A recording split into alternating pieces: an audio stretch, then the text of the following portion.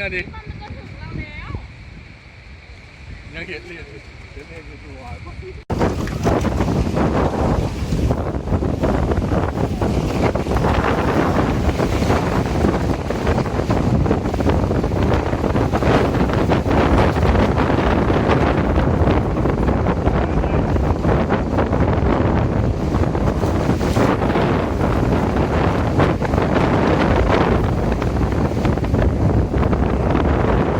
ลมแรงมากใช่ไหมครับต่อเทียม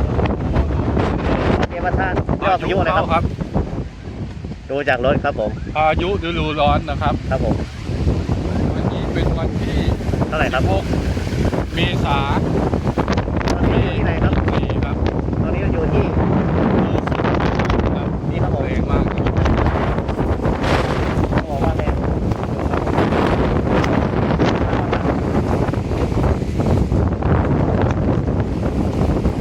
ใครที่ผ่านไปผ่านมาครับ